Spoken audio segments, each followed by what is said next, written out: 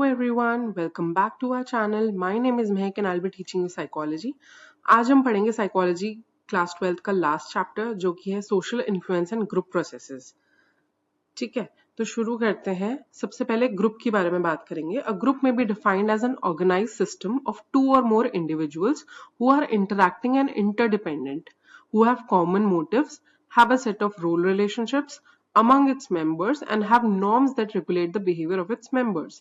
तो ये काफी बड़ा डेफिनेशन है ग्रुप का, बट इसमें सिंपली ये कहा गया है कि ग्रुप एक ऑर्गेनाइज सिस्टम होता है जिसमें 2 या 2 से ज्यादा लोग रहते हैं.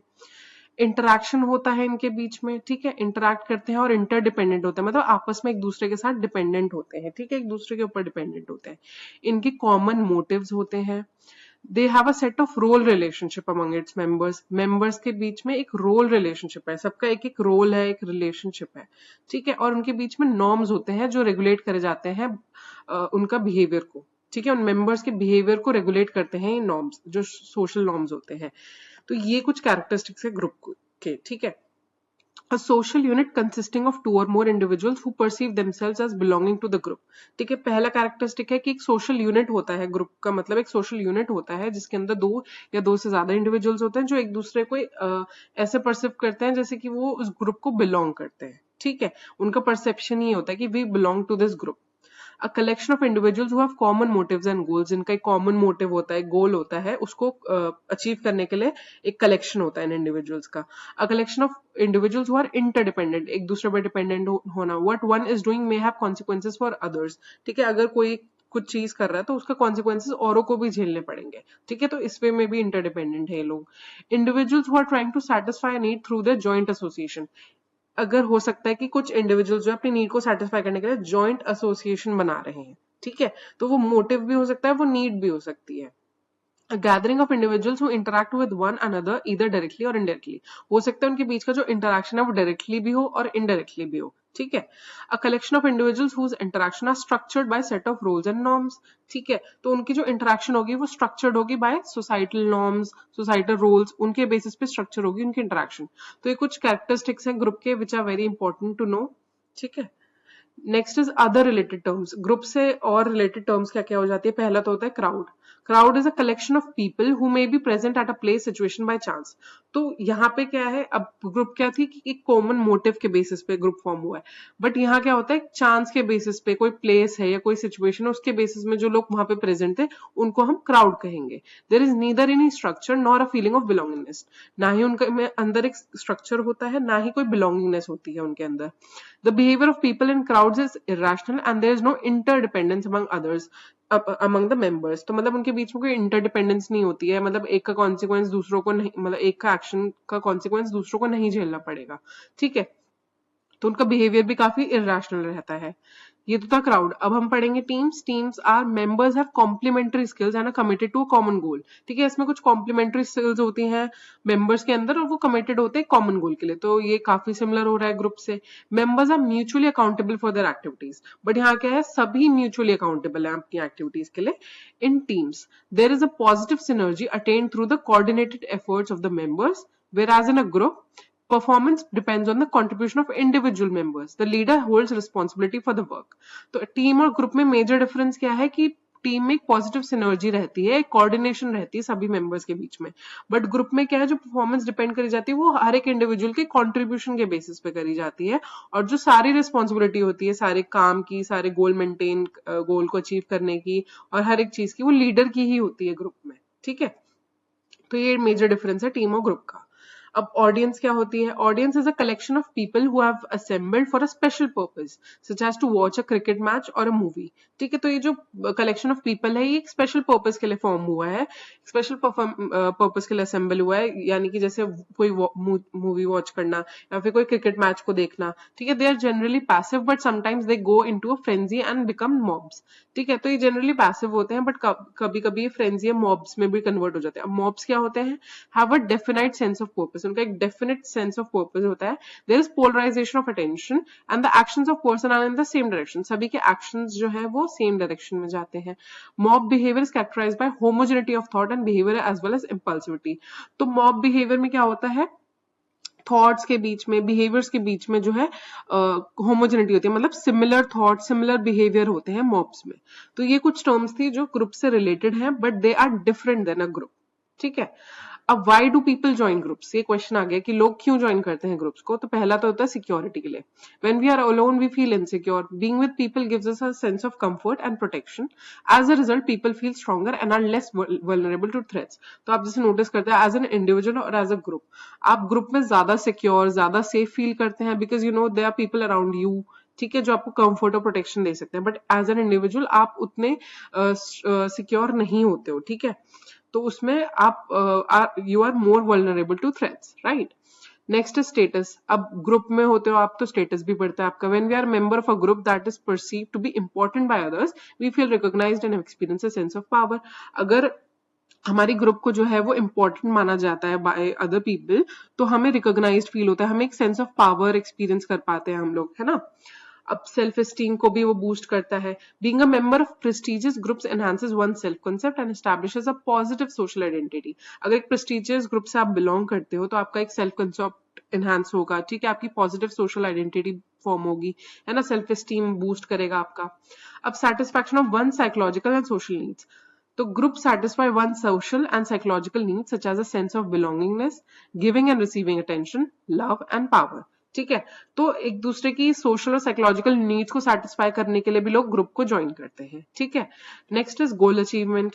अब groups help in achieving such goals that can not be attained individually. हो सकता है ऐसा कोई गोल हो जो आप इंडिविजुअली नहीं अटेन कर सकते हो, तो उसके लिए आपको ग्रुप की जरूरत पड़ सकती है, ठीक है। Next is group providing knowledge and information. As individuals, we may not have all the required information. Groups supplement this information and knowledge. तो as an individual जरूरी नहीं है कि आपके पास सारी ही जरूरत की नॉलेज हो। तो कई बार ग्रुप जो है वो उस नॉलेज को, उस इंफॉर्मेशन को सप्लीमेंट करने के लिए हेल्प करता है, आपको इंफॉर्मेशन प्रोवाइड करता है, राइट। अब conditions that facilitate group formation. Group formation के जो कंडीशंस हैं जो फैसिलिटेट करते हैं ग्रुप फॉर्मेशन को, पहला तो है proximity. Repeated interactions with the same set of individuals give us a chance to know them and their interest and attitudes. Common interest, attitudes and background increase the likelihood of forming a group. तो अगर जैसे कोई किसी set of people के अंदर जो है common interest होता है, कॉमन एटीट्यूड है, कॉमन बैकग्राउंड है, तो हो सकता है कि उनका ग्रुप फॉर्मेशन के चांसेस ज्यादा हो, ठीक है। अब जैसे हम सपोज स्कूल में, कॉलेजेस में ग्रुप बनाते हैं तो हम किस बेसिस पे बनाते हैं कि हमारा इंटरेस्ट कॉमन है, ठीक है, हमारा बैकग्राउंड काफी सिमिलर है, हमारा एटीट्यूड काफी सिमिलर है, तो उसके बेसिस पे यूजुअली ग्रुप्स बनते हैं, right. Next is similarity. Similarities pave the way for the formation of groups because when we meet similar people, they reinforce and validate our opinions. We feel we are right and thus we start liking them. ठीक है। तो similarity होना भी जरूरी है group formation में। जब हमें सिमिलर लोग मिलेंगे जो हमारे ओपिनियंस को वैलिडेट करेंगे, रीइंफोर्स करेंगे, हमें सही फील कराएंगे और हमें अच्छा लगने लगेगा उनके साथ, तो हो सकता है कि हम उनके साथ ग्रुप फॉर्म कर ले, है ना। Next is common motives and goals. When people have common motives or goals, they get together to form a group which may facilitate their goal attainment. जो हम तब से पढ़ते आ रहे हैं कि common motives और goals के basis पे भी हम group बनाते हैं, है ना। तो ये कुछ 3 conditions है जिसके basis पे group form होते हैं, ठीक है। Next is stages of group formation. अब क्या क्या स्टेजेस आते हैं ग्रुप फॉर्मेशन में। पहला तो होता है फॉर्मिंग, ठीक है। फॉर्मिंग कैसे होती है? When group members first meet there is a great deal of uncertainty about the group, the goal and how it is to be achieved. People try to know each other and assess whether they will fit in. There is excitement as well as apprehension. तो सबसे पहले stage में क्या होता है, group members जो होते हैं वो पहली बार मिलते हैं, उनके बीच में एक अनसर्टेनिटी आती है ग्रुप को लेके और गोल को लेके कि कैसे इसको अचीव करा जाए। तो इस स्टेज में क्या होता है, लोग एक दूसरे को जानने की कोशिश करते हैं और ये असेस करते हैं कि वो इस ग्रुप में फिट इन कर पा रहे हैं या नहीं। तो एक एक्साइटमेंट वाला फेज होता है, ठीक है।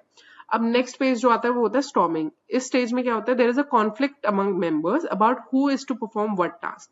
अब कॉन्फ्लिक्ट आ जाता है कि क्या क्या रोल्स हैं, कौन इंडिविजुअल कौन सा रोल निभाएगा, किस तरीके से कौन सा टास्क को परफॉर्म करा जाएगा, कौन करेगा उन टास्क को perform. When this stage is complete some sort of hierarchy of leadership in the group develops. तो बेसिकली रोल्स डिफाइन करने के लिए ये स्टेज बना होता है, ठीक है। इसमें इसको कंप्लीट करने के बाद एक हायरार्की बन जाती है लीडरशिप की कि अच्छा इसका ये रोल है, उस इंडिविजुअल का ये रोल है, तो ऐसे हायरार्की बन जाती है, ठीक है। अब नेक्स्ट स्टेज इज नॉर्मिंग। यहाँ पे क्या होता है, group members by this time develop norms related to group behaviour. अब इस टाइम पे आके नॉर्म्स डेवलप हो जाते हैं कि कौन कौन से अनस्पोकन रूल्स है या अनसेड रूल्स हैं जो हमें फॉलो करने हैं इस ग्रुप में, ठीक है, उसको मेंटेन करना है। This leads to the development of positive group identity. अब जब हम नॉर्म्स बना लेंगे, रोल्स डिसाइड कर लेंगे, तो पॉजिटिव ग्रुप आइडेंटिटी आ जाएगी, right.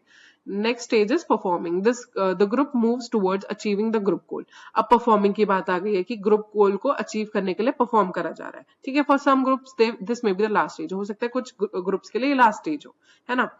Next the final stage is adjourning. यहाँ पे क्या होता है, once the function is over the group में बी डिसबैंड, ठीक है। अब जब फंक्शन ओवर हो गया है, वो गोल अचीव कर लिया है, तो वो जो ग्रुप है वो डिसबैंड हो जाएगा, ठीक है। तो ये फाइनल स्टेज था। 5 स्टेजेस हमने पढ़े हैं ग्रुप फॉर्मेशन के। During the process of group formation groups also develop a structure. We should remember that group structure develops as member interact. तो मेंबर्स के इंटरेक्शन के बेसिस पे ग्रुप स्ट्रक्चर भी फॉर्म होता है, ठीक है। तो I hope it's clear to you all. Now elements of group structure. अब क्या क्या एलिमेंट्स आते हैं ग्रुप स्ट्रक्चर में। पहला तो है रोल्स, ठीक है। रोल्स क्या है, socially determined expectations that individuals in a given situation are expected to fulfil, ठीक है। For example as a daughter और a son you are expected to respect elders, है ना। तो रोल्स क्या होते हैं, सोशली डिटरमाइंड एक्सपेक्टेशंस है कि सोशली डिटरमाइन करा गया इन एक्सपेक्टेशंस को जो किसी भी गिवन सिचुएशन में एक इंडिविजुअल को परफॉर्म करनी है, उनसे एक्सपेक्ट करा जाता है कि वो इस चीज को परफॉर्म करे। जैसे किसी के डॉटर को या सन को क्या एक्सपेक्ट करा जाता है कि वो बड़ों की इज्जत करे, ठीक है, उनको ग्रीट करे, ठीक है, ये सारी चीज एक्सपेक्ट करी जाती है। तो they are roles expected by the people, ठीक है। Next is norms. नॉर्म्स क्या है, expected standards of behaviour and beliefs established, ठीक है। तो ये एक्सपेक्टेड स्टैंडर्ड्स ऑफ बिहेवियर है and beliefs established agreed upon and enforced by group members. तो ग्रुप मेंबर्स ही इनको एस्टैब्लिश करते हैं, अग्री करते हैं और इन्फोर्स करते हैं, ठीक है। और ये कुछ स्टैंडर्ड्स होते हैं जो वो सेट करते हैं ग्रुप में। They may be considered as a group's unspoken rules. इनको हम अनस्पोकन रूल्स भी कह सकते हैं, ठीक है।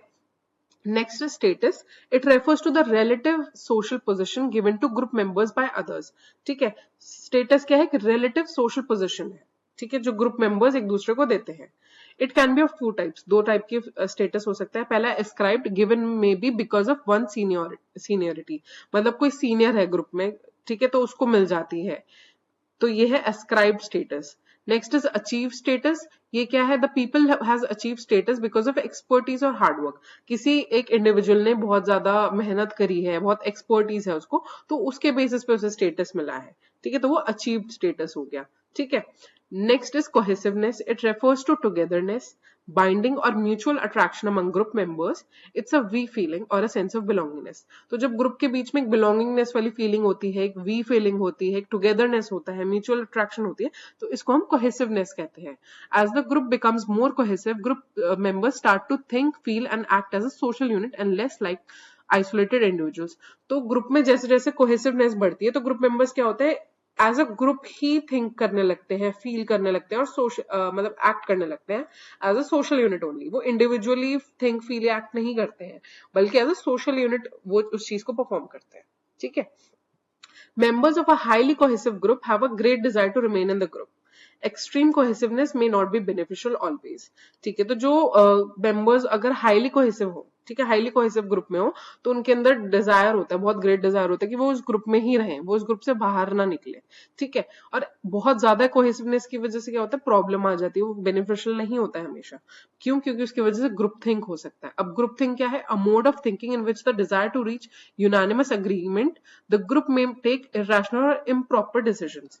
तो अब एक ऐसे स्टेज पे आ जाता है जब यूनानिमस अग्रीमेंट के चक्कर में क्या होता है, ग्रुप जो है इरेशनल डिसीजंस ले लेता है। अच्छा ठीक है, सबको एक सिचुएशन ठीक लग रही है कि अच्छा हम इस तरीके से परफॉर्म करेंगे, हो सकता है वो तरीका सही ना हो, मुझे लग रहा है कि यार वो चीज सही नहीं है, हम इससे बेटर कर सकते हैं, but to maintain the group cohesiveness, to maintain the togetherness, मैं उस चीज पर रिएक्ट नहीं करूंगी और एक यूनानिमस एग्रीमेंट ही फॉर्म करा जाएगा कि चलो ठीक है उसी वे में करे जाता है, ठीक है। तो उस एक्सट्रीम कोहेसिवनेस की वजह से क्या होता है, ग्रुप थिंक भी हो सकता है कि जब एक इम्प्रॉपर डिसीजन फॉर्म हो जाए। क्यों? क्योंकि हमने कोहेसिवनेस मेंटेन करी, यूनानिमस एग्रीमेंट मेंटेन करा, ठीक है। तो ये भी एक बहुत इंपॉर्टेंट टॉपिक है ग्रुप थिंक का, ठीक है। मूविंग फॉरवर्ड, अब टाइप्स ऑफ ग्रुप्स पढ़ेंगे। टाइप्स ऑफ ग्रुप कैसी कैसी, पहला तो है primary groups and secondary groups. Primary are pre-existing formations which are usually given to the individual, for example family, caste and religion. तो ये pre-existing formations होती हैं, आप इनको चूज नहीं करते, आप चूज नहीं करते आप किस फैमिली से, किस कास्ट या किस रिलीजन से बिलोंग करोगे, तो ये प्राइमरी ग्रुप्स होती हैं. ठीक है. There is a face to face interaction, close physical proximity and they share warm emotional bonds. ठीक है. तो फेस टू फेस इंटरेक्शन होता है, क्लोज फिजिकल प्रॉक्सिमिटी होती है और वार्म इमोशनल बॉन्ड्स होता है आपस में. ठीक है. Are central to individuals functioning and have a very major role in developing values and ideas of the individual during the early stages of life. तो इस early stages of life में क्या होता है, values form करना, ideals form करना, ये इसका functioning होता है और major role होता है primary groups का. Boundaries are less permeable. Members do not have the option to choose its membership. ठीक है. less permeable है मतलब आप अपनी membership को choose नहीं कर सकते, you belong to that group only. ठीक है. हमको सिलेक्ट करने को नहीं मिली है वो ग्रुप. Whereas secondary groups में क्या होता है, those which the individual joins by choice, खुद से चॉइस चूज करता है. Membership of a political party, आप खुद से चूज करते हैं पॉलिटिकल पार्टी या फिर कोई भी और सिचुएशन में. Relationships among members are more impersonal, indirect and less frequent. अब इसमें जो रिलेशनशिप होता है वो इम्पर्सनल होता है, ज्यादा पर्सनल नहीं रहता है, इनडायरेक्ट रहता है और लेस फ्रीक्वेंट होता है. No such role is played by secondary group. मतलब इसका कोई मेजर रोल नहीं होता है आपके आइडियल्स फॉर्म करने में, आपके वैल्यूज को फॉर्म करने में, इनका कोई मेजर रोल नहीं रहता है सेकेंडरी ग्रुप्स का. और इनको it is easy to leave and join another group. आप इजीली कोई भी ग्रुप लीव करके ज्वाइन कर सकते हो दूसरी ग्रुप को. ठीक है. बट प्राइमरी ग्रुप में आप ऐसा नहीं कर सकते हो इजीली, क्योंकि वो फिक्स्ड होती है पहले से ही. ठीक है. तो ये तो थी प्राइमरी और सेकेंडरी ग्रुप. अब दूसरा टाइप है formal and informal groups. Formal में क्या होता है, functions of the group are stated explicitly and formally. मतलब कि फॉर्मल फंक्शंस रहते हैं. ठीक है. बाहर से आए होते हैं, मतलब एक्सप्लिसिट होते हैं. The formation of formal group is based on some specific rules or laws and members have definite roles. अभी इसके जो rules होते हैं, जो फॉर्मेशन होता है वो स्पेसिफिक रूल्स के बेसिस पे, लॉज के बेसिस पे होता है और डेफिनेट रोल रहता है मेंबर का जो उसको फॉलो करना होता है. Whereas इनफॉर्मल ग्रुप्स में functions of the group are not explicitly and formally stated. अब इनफॉर्मल ग्रुप्स में बाहर से या फिर फॉर्मली स्टेटेड फंक्शंस नहीं होते हैं. नो स्पेसिफिक रूल्स और laws and roles are governing their behaviour. कोई स्पेसिफिक रूल्स नहीं होते हैं, लॉज या कोई रोल्स नहीं होते हैं इनको बिहेवियर को गवर्न करने के लिए इनफॉर्मल ग्रुप्स में. तो इन नेम से ही आप समझ पा रहे होगे कि क्या सिचुएशन है दोनों में. अब in group versus out group. In group refers to one's own group. खुद की ग्रुप को हम इन ग्रुप कहते हैं. We use the term we. Out group होती है रेफर्स टू अनदर ग्रुप, जो दूसरी ग्रुप है. वी यूज द टर्म दे. ठीक है. Clear. Next is social loafing. Social loafing क्या है, is a reduction in individual effort when working on a collective task. अब क्या होता है कि कई बार अब आप एक कलेक्टिव टास्क कर रहे हो, मतलब एक ग्रुप में कोई टास्क कर रहे हो, तो हो सकता है एक इंडिविजुअल एफर्ट जो है उस टास्क में कम हो जाए. In a sense, one in which outputs are pooled with those of the other group members. Suppose all group members ने कर दिए तो आपको करने की जरूरत ही नहीं पड़ी. वो सिचुएशन होती है सोशल लोफिंग की. An example of such a task is the game of tug of war. Such situations give opportunities to group members to relax and become a free rider. तो क्या होता है ना कि अगर एक स्ट्रॉन्ग मेंबर है सपोज आपकी ग्रुप में, तो बाकी मेंबर्स को ज्यादा मेहनत करने की जरूरत ही नहीं पड़ेगी. या हो सकता है कुछ मेंबर्स मेहनत ही ना करें बिकॉज वो अकेला ही compete कर पा रहा है अच्छे से दूसरी ग्रुप से. ठीक है. तो ऐसी सिचुएशन को हम सोशल लोफिंग कहते हैं. व्हाई डज सोशल लोफिंग अकर कब होती है और क्यों होती है? Group members feel less responsible for the overall task being performed and therefore exert less effort. तो ग्रुप मेंबर्स को लगता है कि वो इतने रिस्पॉन्सिबल नहीं है उस टास्क के लिए और उनका जो है लेस एफर्ट exert होता है. Motivation of members decreases because they realize that their contribution will not be evaluated on an individual basis.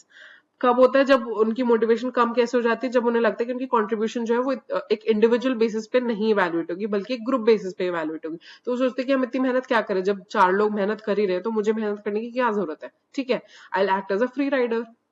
The performance of the group is not to be compared with that of other groups. अब जो performance है group का वो और group से नहीं compare किया जा रहा है. आप एक सिंगल ग्रुप हो और आपको ही करना है सब कुछ, कोई कंपीटिंग ग्रुप है ही नहीं आपकी. ठीक है. There is an improper coordination or no coordination among members. अब जब members के बीच में coordination ही नहीं होगा तो अपने आप social loafing होगा because कुछ लोग give up कर देंगे कि यार हम तो coordinate ही नहीं कर पा रहे, ये लोग अपने आप handle कर लेंगे, है ना. Belonging to the same group is not important for members, it is only as an aggregate of individuals. तो belongingness जो है वो ग्रुप को लेके इंपॉर्टेंट नहीं है मेंबर्स के लिए, और वो एक बस एग्रीगेट ऑफ इंडिविजुअल्स है उनके लिए, तो तब भी लो सोशल लोफिंग हो सकती है. अब सोशल लोफिंग हो रही है तो उसको रिड्यूस कैसे करा जाए? Making the efforts of each person identifiable, मतलब कि आप अनोनिमिटी हटा दो. ठीक है, आप ये कहो कि जो एफर्ट्स हैं हर एक इंसान के वो काउंट किए जाएंगे, वो आइडेंटिफाई होंगे, सबका एफर्ट काउंट होगा. उस बेसिस पे क्या होता है, सोशल लोफिंग रिड्यूस हो जाती है. Increasing the apparent importance of value of a task. ठीक है, आप एपरेंट इंपॉर्टेंस बढ़ा दो किसी भी टास्क की, वैल्यू बढ़ा दो तो भी सोशल लोफिंग रिड्यूस हो सकती है.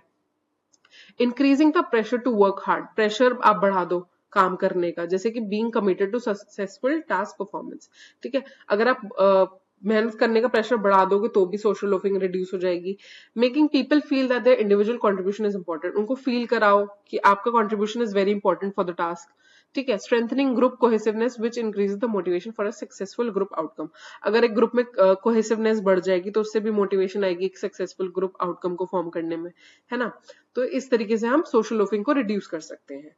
अब बात करेंगे ग्रुप पोलराइजेशन की, तो ये दोनों ही कंसेप्ट्स क्या है, सोशल इन्फ्लुएंस ऑन इंडिविजुअल्स. ठीक है, इसके बारे में हम पढ़ रहे हैं यहाँ पे. अब ग्रुप पोलराइजेशन क्या है, tendency of the group to take extreme decisions than individuals alone. अब हो सकता है ग्रुप में हम क्या होता है एक्सट्रीम डिसीजंस ले ले जो हम एज एन इंडिविजुअल ना ले. ठीक है, the strengthening of a group's initial position as a result of group interaction and discussion is referred to as group polarisation. जब एक ग्रुप का इनिशियल पोजीशन जो है वो स्ट्रेंथन हो जाए और उसकी वजह से ग्रुप इंटरेक्शन और डिस्कशन जो है उसको हम ग्रुप पोलराइजेशन बोलेंगे. दिस में sometimes have dangerous repercussions for the group. ठीक है, जब जरूरी नहीं कि एक्सट्रीम डिसीजंस लेने से अच्छे ही आउटकम मिले, तो हो सकता है इसके कुछ डेंजरस आउटकम्स भी हो जाए, है ना. Why does group polarization occur? क्यों occur होती है group polarization? पहले तो in the company of like-minded people, we are likely to hear newer arguments supporting our viewpoints. This will make us favorable towards our decision. अब कुछ like-minded लोग होंगे, ठीक है. अब उसमें क्या होता है, अब लाइक माइंडेड लोगों के आसपास क्या होता है, हमें न्यूअर आर्ग्यूमेंट्स मिलेंगी अपने व्यू पॉइंट्स को सपोर्ट करने में, तो हमें अपना डिसीजन जो है वो फेवरेबल लगेगा. When we find others also favoring our decision, we feel that this view is validated by the public. This is a sort of bandwagon effect. अब bandwagon effect इन्होंने एक टर्म दी है यहाँ पे. इसका मतलब क्या है, जब हमारे डिसीजन को और लोग फेवर करेंगे तो हमें लगेगा कि हाँ यार ये तो वैलिड है, हमारा जो भी डिसीजन है वो तो वैलिड है, चाहे वो कितना भी एक्सट्रीम लेवल पे हो, बट हमें वैलिडेटेड फील हो रहा है पब्लिक से, तो हम उस चीज को लेंगे. तो ये बैंडवैगन इफेक्ट है. When we find people having similar views, we are likely to perceive them as in group. We start identifying with the group, begin showing conformity, and as a consequence, our views become strengthened. जब क्या होता है, जब एक लोगों के similar views दिखते हैं तो ऐसा लगता है कि वो एक इन ग्रुप में है. ठीक है, हम उन्हें एक इन ग्रुप समझेंगे, हम उन्हें एक ग्रुप की तरह आइडेंटिफाई करने लगेंगे, हम कंफर्मिटी शो करने लगेंगे, और उस कॉन्सिक्वेंसेज क्या होगा, हमारे व्यूज जो है वो स्ट्रेंथन होंगे. अब जैसे एक ग्रुप में आपके व्यूज जो है, मतलब सपोज आपका सिमिलर ग्रुप है, सॉरी सिमिलर आउट व्यू है. ठीक है, तो उसमें क्या होता है, आप अपने आप को मानोगे कि हाँ मैं तो इसी ग्रुप से बिलोंग करती हूँ, इसी कम्युनिटी से बिलोंग करती हूँ, तो आपको और कंफर्मिटी शो करने लगेंगे, या फिर आप कंफर्मिटी शो करने लगोगे, और कॉन्सिक्वेंस क्या होता है, आपको जो व्यू है, आपका जो थॉट है वो स्ट्रेंथन हो जाता है. ठीक है, उसकी वजह से भी आप एक्सट्रीम डिसीजंस ले सकते हो. अब सोशल इन्फ्लुएंस की बात करें तो refers to those processes where by our attitudes and behaviours are influenced by the real or imagine presence of other people. तो जब सोशल इन्फ्लुएंस वो प्रोसेस होता है जब हमारे एटीट्यूड्स और बिहेवियर जो होते हैं वो रियल या फिर imagine presence of other people से इन्फ्लुएंस हो जाते हैं. ठीक है, तो 3 major types of social influence बताए गए हैं. अब ये जो टॉपिक है ना, ये आपके टेक्स्ट बुक्स में शायद नहीं होगा, तो आपको लगेगा कि क्यों पढ़ रहे हैं हम ये वाला टॉपिक, बट ये आपकी सीयूईटी में जरूर आने वाला है. बहुत ही इंपॉर्टेंट टॉपिक है, तो इसलिए इसको पढ़ना भी जरूरी है. ठीक है, बोर्ड्स में नहीं आया बट सीयूईटी में जरूर आ सकता है, तो इसको हम पढ़ेंगे. पहला major type of social influence is conformity, means behaving according to the group norm. Group norm के बेसिस पे आप उनके अकॉर्डिंग आप अगर बिहेव कर रहे हो तो उसको हम कंफर्मिटी कहेंगे. For example the expectations of other group members. ठीक है, अगर और ग्रुप मेंबर्स आपसे एक्सपेक्ट कर रहे हैं तो उसके बेसिस पे आप कंफर्म करो. Persons who do not conform called deviants or non conformist get noticed more than those who do not do confirm. It is the most indirect form of social influence. तो हो सकता है कुछ लोग जो ना कंफर्म करे, सपोज 10 लोगों का ग्रुप है, ठीक है, उनमें से 8 लोगों ने कंफर्म कर लिया बट 2 लोगों ने नहीं करा, उनके डिफरेंट व्यू पॉइंट्स है, तो उनको नॉन कंफर्मिस्ट या डेविएंट कहा जाता है और उनको ज्यादा नोटिस करा जाता है कि अच्छा इन दोनों के अलग कुछ व्यू पॉइंट है, ठीक है। बट जो बाकी सबने जो कंफर्म कर लिया एक ही व्यू पॉइंट पे, तो उनको नहीं फोकस करा जाएगा। तो ये बहुत ही indirect form of social influence होता है। अब लोग कंफर्म क्यों करते हैं? पहला तो norms represent a set of unwritten and informal rules of behavior that provide information to members of a group about what is expected to them in specific situations. This make the whole situation clearer and allow both the individual and the group to function more smoothly. अब क्या होता है, कुछ norms की वजह से भी हो सकता है कि हम जो है ग्रुप पे कंफर्म करें, ठीक है। नॉर्म्स क्या होते हैं? अनस्पोकन रूल्स होते हैं, तो वो जो है कुछ सिचुएशंस में एक्सपेक्ट करे जाते हैं हमसे, तो उसकी वजह से क्या होता है, हमें पूरा जो सिचुएशन होता है उसमें हो सकता है कि हम फंक्शन स्मूथली फंक्शन करने के लिए हम कंफर्म कर दें। दूसरा है people feel uncomfortable if they consider different from others. हो सकता है लोग जो है वो अनकंफर्टेबल फील करें अगर उन्हें डिफरेंट कहा जाए या डिफरेंट कंसिडर करा जाए सबसे। Behaving in a way that differs from the expected form of behavior may lead to disapproval or dislike by others, which is a form of social punishment. तो क्या होता है, हो सकता है कि अगर आप क्या नाम है डिफरेंट माना जाए आपको, तो उसकी वजह से क्या होता है, आपको डिसअप्रूव किया जाए, आपको डिसलाइक करा जाए कि अच्छा ये तो अलग ही सोचती है, ये अलग ही सोचता है, तो एक फॉर्म ऑफ सोशल पनिशमेंट हो जाती है। तो इसलिए भी लोग कंफर्म कर जाते हैं कि नहीं यार मैं क्या अलग इतना अपना व्यू पॉइंट दूं, मैं भी सबके अकॉर्डिंग बोल देता हूँ, है ना। The norms is seen as reflecting the views and beliefs of the majority. Most people believe that the majority is more likely to be the right rather than wrong. तो क्या होता है ना कि जब नॉर्म उस बेसिस पे भी होता है कि मेजोरिटी किस पे वर्क कर रही है, ठीक है, मेजोरिटी का व्यू और बिलीव्स क्या है। बहुत लोग जो होते हैं वो मेजोरिटी को देख के कंफर्म कर जाते हैं कि उन्हें लगता है यार मेजोरिटी ये मान रही है तो फिर आंसर यही होगा, ठीक है, गलत नहीं होगा। हो सकता है वो मेजोरिटी गलत हो बट हमें लगेगा कि यार मेजोरिटी कर रही है तो फिर यही सही आंसर होगा, चाहे हमारा ही एक्चुअल आंसर सही हो, है ना। डिटर्मिनेंट्स ऑफ कंफर्मिटी क्या है? पहला तो साइज ऑफ द ग्रुप, मतलब किस बेसिस पे कंफर्मिटी हो सकती है। पहला स्मॉल ग्रुप है तो मोर कंफर्मिटी होगी, लार्ज ग्रुप में लेस कंफर्मिटी होगी। कैसे? क्योंकि अगर छोटा ग्रुप है तो लोग ज्यादा कंफर्म करते हैं क्योंकि उन्हें डिफरेंट नहीं दिखना, बट लार्ज ग्रुप में लेस कंफर्मिटी होती है, मतलब कि हर कोई नहीं करता, सब अपने अपने डिफरेंट व्यू पॉइंट्स देते हैं, है ना। However in a large group if there is a strong agreement among most of the members there will be more conformity. अगर एक लार्ज ग्रुप में भी लोग स्ट्रांगली अग्री करेंगे मेंबर्स के बीच में, तो हो सकता है उनके बीच में भी ज्यादा कंफर्मिटी हो, है ना। तो ये सिचुएशन डायनेमिक होती है। दूसरा है size of the minority, minority के साइज पे भी डिपेंड करता है। When the size of the minority starts increasing the likelihood of conformity decreases, in fact it may increase the number of dissenters और नॉन कंफर्मिस्ट इन द ग्रुप। अगर जो minority है उसका साइज बढ़ने लग जाए, कि जो कम लोग थे, सपोज 2 से 4 लोग हो गए अब वो, ठीक है, तो उससे क्या होगा, अब 6 लोग ही रह गए कंफर्म वाले और बाकी जो 4 थे वो डिसेंटर्स हैं, नॉन कंफर्मिस्ट है, तो उसकी वजह से भी जो है कंफर्मिटी इफेक्ट हो जाती है। तीसरा है nature of the task, task पे भी डिपेंड करता है। Correct incorrect answers more conformity, opinions on topic है तो लेस कंफर्मिटी होगी। अगर गलत या सही आंसर के बारे में बात हो रही है तो लोग ज्यादा कंफर्म करते हैं, बट अगर ओपिनियन ऑन टॉपिक की बात करी जाए, किसी भी टॉपिक के बारे में ओपिनियन दिया जाए, तो लोग लेस कंफर्म करते हैं। क्यों? बिकॉज सबके ही डिफरेंट व्यू पॉइंट हो जाते हैं, बहुत सब्जेक्टिव मैटर हो जाता है ना। नेक्स्ट इज पब्लिक और private expression of behaviour. Publicly आप ज्यादा कंफर्म करते हो, प्राइवेट अगर प्राइवेटली आपसे वही क्वेश्चंस पूछे जाए तो आप लेस कंफर्म करोगे। क्यों? बिकॉज आपको पता है आपकी इंडिविजुअलिटी मैटर करेगी वहां पे, है ना। और next is personality. Research has shown that highly intelligent people, those who are confident in themselves, those who are strongly committed and have high self esteem are less likely to conform. Research ने ऐसा कहा है कि जो highly intelligent लोग हैं वो confident होते हैं अपने अंदर और वो स्ट्रांगली कमिटेड होते हैं, उनका हाई सेल्फ एस्टीम रहता है, तो वो कंफर्म इजिली नहीं करते, ठीक है। कंफर्मिटी में also take place because of, दो रीजन से भी कंफर्मिटी हो सकती है। पहला तो है इंफॉर्मेशनल इन्फ्लुएंस। ये क्या होता है? Influence that results from accepting evidence rather than reality. आप एविडेंस के बेसिस पे एक्सेप्ट कर रहे हो रादर देन रियलिटी के बेसिस पे, ठीक है। दूसरा तो है नॉर्मेटिव इन्फ्लुएंस। इसमें क्या होता है? Influence based on a person's desire to be accepted और एडमायर्ड बाय अदर्स।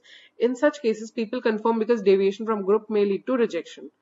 अब इंफॉर्मेशनल वाला जो था वो तो एविडेंस के बेसिस पे है, ठीक है, बट नॉर्मेटिव में क्या है? एक पर्सन का डिजायर है कि मुझे एक्सेप्टेड फील करना है, मैं चाहता हूँ कि सब लोग मुझे पसंद करें, इसलिए मैं कंफर्म कर रहा हूँ। इस केस में क्या होता है? लोग इसलिए कंफर्म करते हैं बिकॉज उन्हें रिजेक्शन नहीं चाहिए होता है, ठीक है। तो ये भी दो रीजन हो सकते हैं कंफर्मिटी के। अब दो एक्सपेरिमेंट्स हम पढ़ेंगे कंफर्मिटी में जो है। पहला तो है शेरिफ्स ऑटोकाइनेटिक एक्सपेरिमेंट 1935 में दिया गया था। एक ऑप्टिकल इल्यूजन वाला है एक्सपेरिमेंट है, where a stationary small point of light in a dark room appears to move. तो एक डार्क रूम वाली सेटिंग है, इसमें क्या होता है, एक स्मॉल पॉइंट ऑफ लाइट होती है, ठीक है। तो उसको लोग अगर देखते हैं ना ध्यान से, तो वो कहते हैं कि यार ये मूव कर रही है। तो इसमें क्या हुआ था, Muzafer Sherif asked participants in a dark room to estimate how far a light moved. Findings क्या थी, when alone individuals develop their own personal norms for movement, when placed in group their estimate converge towards a common shared group norm. तो इसमें क्या होता कि उन्होंने पूछा था मुजफ्फर शरीफ ने कि बताओ कि लाइट कितनी मूव कर रही है। उन्होंने डायरेक्टली यही पूछा कि कितनी मूव कर रही है लाइट, ठीक है। तो क्या फाइंडिंग्स मिली थी, जब अकेले थे, अकेले अकेले पूछा गया लोगों से, तो उन्होंने एक अपना पर्सनल नॉर्म बताया था मूवमेंट का कि अच्छा ऐसे मूव कर रही है, इतनी मूव कर रही है, जो भी है। बट ग्रुप में जब बोला गया तो फिर उन्होंने एक एस्टिमेट कवरेज बताई थी, कॉमन शेयर्ड ग्रुप नॉर्म बताई थी कि हाँ इतने से इतने तक गया था, ठीक है। सबने, एक ने बोला वो, दो ने बोला वो, फिर लोगों ने कंफर्म करना चालू कर दिया था, ठीक है। This was informational social influence as participants use others as a source of information to define an ambiguous reality. तो ये इंफॉर्मेशनल सोशल इन्फ्लुएंस है, क्यों, क्योंकि लोगों ने औरों को as a source of information समझ लिया to define a ambiguous reality, ठीक है। नेक्स्ट वॉज एशेस कंफॉर्मिटी एक्सपेरिमेंट 1951। तो सोलोमन एश ने सिंगल पार्टिसिपेंट को सेवरल कॉन्फेडरेट एक्टर्स की तरह मतलब वो करा था place. They were asked to match the length of a line on a card to one of three comparison lines, a straightforward task, ठीक है। बहुत ही सिंपल सा टास्क दिया था उन्होंने। तो इसमें हुआ क्या था, इसकी फाइंडिंग्स क्या आई थी, high conformity, 75% of participants conform to the obviously wrong majority at least once. तो अब क्या हुआ था कि उन्होंने मतलब एक लाइन बनी हुई थी कार्ड पे, तो 3 कंपैरिजन लाइंस थी, तो उन्हें बताना था कि सबसे सिमिलर कौन सी है। तो 75% ऑफ लोगों ने, पार्टिसिपेंट्स जो थे, उन्होंने रॉन्ग उस पर चूज करा था एटलीस्ट वंस। क्यों, क्योंकि मेजोरिटी उसको चूज कर दी। अब इसमें क्या था, इसमें सभी पार्टिसिपेंट्स थे वो मतलब रियल पीपल नहीं थे, इनमें से कुछ एक्टर्स भी थे, ठीक है। तो उन एक्टर्स ने एक्ट करा कि नहीं ये वाला है, ठीक है। तो वो सबसे ही रॉन्ग जो था वो आंसर था, बट सबने कंफर्म करा, क्यों, बिकॉज वो ग्रुप सेटिंग में थे, है ना। एवरेज कंफर्मिटी क्या थी, overall participants agreed with the incorrect majority in 33% of trial. 33% of trials में लोगों ने क्या किया था, इनकरेक्ट मेजोरिटी पे अग्री करा था। Control group, when answers privately, participants made errors less than 1% of the time, proving the task was not inherently ambiguous. तो जब प्राइवेटली लोगों से पूछा गया तो उन्होंने 1% ऑफ द टाइम में ही, 1% ऑफ द टाइम से भी कम में एरर्स बनाए थे, जिससे प्रूव हो रहा है कि जो टास्क है वो इनहेरेंटली एम्बिगुअस नहीं है, ठीक है।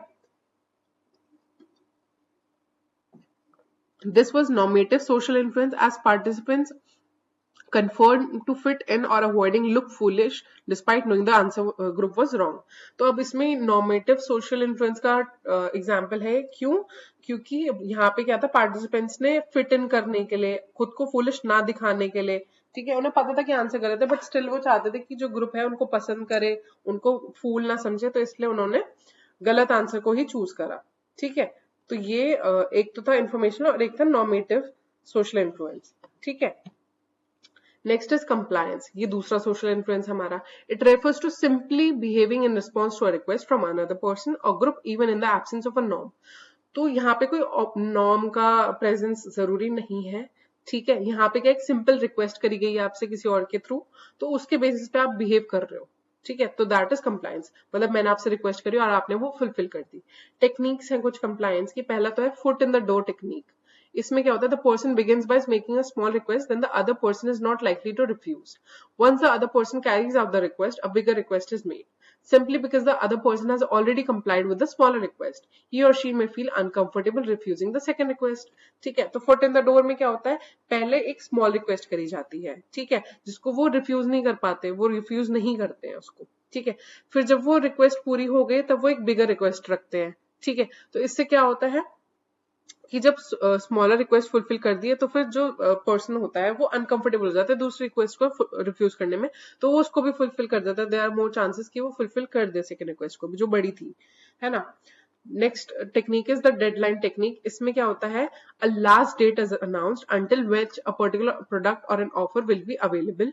The aim is to make people hurry and make the purchase before they miss the rare opportunity. तो यूजुअली जो है ऑनलाइन सेल्स में ऐसा होता है कि डेडलाइन सेट कर देते हैं, लास्ट डेट डाल देते हैं कि अच्छा इससे इस तक सेल लगी हुई है, ठीक है, और ऑफर्स अवेलेबल होंगे कुछ प्रोडक्ट्स पे. तो इससे क्या होता है, लोग जो है वो एक हरी में आ जाते हैं कि उनको परचेज करना पड़ेगा वरना वो इस अपॉर्चुनिटी को मिस कर देंगे. ठीक है. The door in the face technique is the next technique. इस technique में होता है you begin with a large request and when this is refused, a later request for something smaller, the one that you actually desired is made, which is usually granted by the person. तो इसमें क्या होता है कि पहले एक बड़ी request मांगी गई, ठीक है, उसको रिफ्यूज कर दिया गया, तो एक छोटी रिक्वेस्ट मांगी, अब जो कि एक्चुअल में चाहता था वो इंसान बोलना, ठीक है, चाहता था कि वो पूरी हो जाए, बट उन्होंने बड़ी की. क्यों? क्योंकि बड़ी रिक्वेस्ट रिजेक्ट कर दी. तो हो सकता है कि जो छोटी रिक्वेस्ट है या फिर जो दूसरी रिक्वेस्ट है उसको वो पर्सन ना रिजेक्ट करे. ठीक है. तो ये 3 टेक्निक्स होती है कंप्लायंस की. बहुत ही इजी टॉपिक था ये, है ना. अब हम पढ़ेंगे ओबीडियंस के बारे में, which is the last social influence. When compliance is shown to an instruction or order from a person in an authority, such as parent, teacher, policeman, etc., it is the most direct form of social influence. तो ये बहुत ही direct form of social influence होता है. Conformity था जो था indirect form of social influence, ये direct form है. ठीक है. यहाँ पे direct order या instruction दिया गया है किसके through? By an authority figure such as parent, policeman और teacher. ठीक है. अब लोग obey क्यों करते हैं? People obey because they feel that they are not responsible for their own actions. They are simply carrying out orders from the authority. अब लोगों को लगता है कि वो जो actions कर रहे हैं वो उसके लिए responsible नहीं है, but वो जो orders दिए गए हैं वो authority के ऊपर है. ठीक है. Authority ने orders दिए इसलिए वो उन actions को fulfill कर रहे हैं. They are themselves not responsible for their actions. दूसरा रीजन है authority generally possess symbols of status, for example uniform or title, which people find difficult to resist. अब अथॉरिटी के पास क्या होता है, सिंबल्स ऑफ स्टेटस होते हैं, जैसे यूनिफॉर्म होती है, उनका टाइटल होता है, तो उसको हम इजीली रेजिस्ट नहीं कर सकते, डिफिकल्टी होती है, तो इस वजह से भी वो जो इंस्ट्रक्शंस है या फिर जो ऑर्डर है वो कैरी आउट करने पड़ते हैं. Next is authority gradually increases commands from lesser to greater levels. With initial obedience binds the followers for the commitment. अब इसमें भी compliance वाली सीन आ जाता है कि पहले तो एक कमांड दिया गया वो बहुत छोटा सा कमांड था, ठीक है, फिर धीरे धीरे बड़े बड़े कमांड दिए जाते हैं. तो इससे क्या होता है, फॉलोअर जो है वो कमिटमेंट को बाइंड करके रखता है कि अच्छा ठीक है पहले कर दिया तो ये भी फुलफिल कर देते, एकदम से रिजेक्ट नहीं करते, है ना. Many times events are moving at such a fast speed, for example in a riot situation that one has no time to think, just obey orders from above. तो जैसे कुछ सिचुएशंस ऐसे आ जाती है जो फास्ट स्पीड पे move करती हैं. अब इसमें जैसे राइट सिचुएशन बताइए कि वहां पे टाइम ही नहीं होता सोचने का, वो बस ऑर्डर्स को ओबे कर दिया जाता है कि अच्छा ठीक है उन्होंने बोला तो हमें करना पड़ेगा, हम सोचते ही नहीं कि हमें क्या करना है, कैसे करना है. ठीक है. तो इसका भी एक्सपेरिमेंट था, द मिलग्राम एक्सपेरिमेंट, जो 1961 से 1962 तक हुआ था. It was a landmark Yale University study by psychologist Stanley Milgram that tested participants' obedience to authority. तो उन्होंने obedience to authority को study करा था.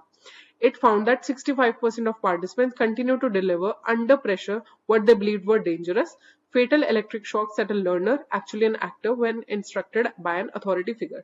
तो इस स्टडी में क्या होता है, इलेक्ट्रिक शॉक्स दिए गए थे, ठीक है, अथॉरिटी फिगर जो था उन्होंने बोला था कि आपको देने हैं, उनको पता था कि कितने फेटल इलेक्ट्रिक शॉक्स हैं, still they were doing it because they were under pressure, और उन्हें लगा था कि ये डेंजरस है, हमें लग जाए, इस वजह से उन्होंने उनको करते रहे. वो जो जिनको शॉक्स प्रोवाइड कर दिए वो एक्चुअल में एक्टर्स थे, वो इतने तेज शॉक्स नहीं थे, बट उनको एक्ट करना था कि वो बहुत ही तेज शॉक्स है.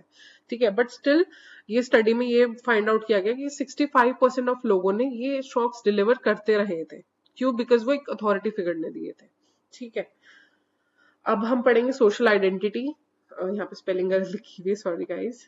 Social identity is that aspect of our social concept that is based on our group membership. Group membership के बेस में जो social concept होता है वो होता है हमारा social identity. It tells us what and where we are large in the larger context. हम क्या है और कहाँ है उस larger social context को बताता है. And thus helps us to locate ourselves in society, कि हम कहाँ belong कर रहे हैं society में. That is our social identity. It provides members with a shared set of values, beliefs and goals about themselves and about the social world. ठीक है. तो ये क्या करता है, एक shared set of value provide करता है मेंबर्स को, बिलीफ और गोल प्रोवाइड करता है अबाउट देमसेल्व्स और सोशल वर्ल्ड के लिए. खुद को और सोशल वर्ल्ड को लेके जो बिलीव्स है, वैल्यूज और गोल्स है, उनको प्रोवाइड करता है सोशल आइडेंटिटी. ठीक है. Next topic is intergroup conflict. A conflict is a process in which either an individual or a group perceives that the other group has opposing interest and both try to contradict each other. A conflict situation क्या होती है जब एक individual या फिर group जो है वो दूसरे ग्रुप को कैसे परसीव करते हैं कि उनके एक ऑपोजिट इंटरेस्ट है, ठीक है, उनके इंटरेस्ट हमसे मैच नहीं करते और वो कॉन्ट्रोडिक्ट करते हैं एक दूसरे को. There is this intense feeling of we and they वाली फीलिंग होती है उस टाइम पे इंटरग्रुप कॉन्फ्लिक्ट में. There is also a belief by both parties that the other will protect only its own interest, thus the other side's interest will therefore not be protected. तो उनके अंदर एक selfishness भी रहती है कि यार वो लोग तो अपने इंटरेस्ट को ही प्रोटेक्ट करेंगे और हमारे इंटरेस्ट को नहीं प्रोटेक्ट करेंगे. There is not only opposition between them, but also they try to exert power on each other. This often leads to escalation of conflict. तो अब इसमें क्या होता है, सिर्फ ऑपोजिशन नहीं होती बट उनके अंदर एक पावर को एक्सर्ट करने की वो एफर्ट भी होता है. This often leads to escalation of conflict. Conflict का एस्केलेशन भी बढ़ जाता है इसकी वजह से, ठीक है, क्योंकि पावर एक्सर्शन चाहिए होती है. अब कॉजेस क्या होते हैं ग्रुप कॉन्फ्लिक्ट के? पहला तो lack of communication. Faulty communication leads to suspicion. There is a lack of trust, hence conflict results. अब जब कम्युनिकेशन नहीं होगी ग्रुप्स के बीच में या फिर फॉल्टी कम्युनिकेशन हो जाएगी तो उससे लैक ऑफ ट्रस्ट आ जाता है, कॉन्फ्लिक्ट अराइज हो सकती है, ठीक है. दूसरा है relative deprivation. It arises when members of a group compare themselves with members of another group and perceive that they do not have what they desire to have, which the other group has. तो यहाँ पे एक ऐसी situation होती है relative deprivation जहां पे लगता है कि ग्रुप मेंबर्स जो होते हैं वो अपने आप को दूसरे लोगों से, जो दूसरे ग्रुप मेंबर्स हैं उनसे कंपेयर करने लगता है और उनको लगता है कि जो उन्हें चाहिए ना वो उनके पास नहीं है बट दूसरे ग्रुप के पास है, ठीक है. Another cause of conflict is once parties believe that it is better than the other and what it is saying should be done. When this does not happen, both parties start accusing each other.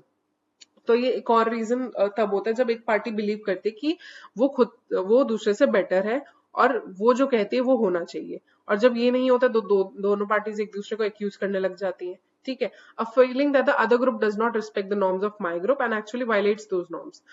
ये एक feeling होती है कि जो दूसरी group है वो मेरे ग्रुप नॉर्म्स को रिस्पेक्ट नहीं करती है और वायलेट करती है, तो उसकी वजह से भी इंटर ग्रुप कॉन्फ्लिक्ट हो जाते हैं. Desire for retaliation for some harm done in the past could be reason for conflict. अब एक रिटेलिएशन की डिजायर भी आ जाती है कि कोई हार्म किया गया हो पास्ट में, ठीक है, उसका वो भी एक रीजन हो सकता है कॉन्फ्लिक्ट का. Biased perceptions are at the root of most conflicts. Feelings of they and we lead to biased perceptions. अब biased perceptions भी हो सकते हैं जिनकी वजह से conflict आ जाती है कि अच्छा they versus we वाली feeling आ गई है कि वो तो हमसे better नहीं है, हम we are better than them. तो ये biased perception हो गया. Research has shown that when acting in groups, people are more competitive as well as more aggressive when they are on their own. तो research ने भी ये show किया है कि जब ग्रुप सेटिंग्स में होता है ना, लोग जो है वो competitive हो जाते हैं और aggressive हो जाते हैं rather than जब वो खुद के में करते हैं, ठीक है.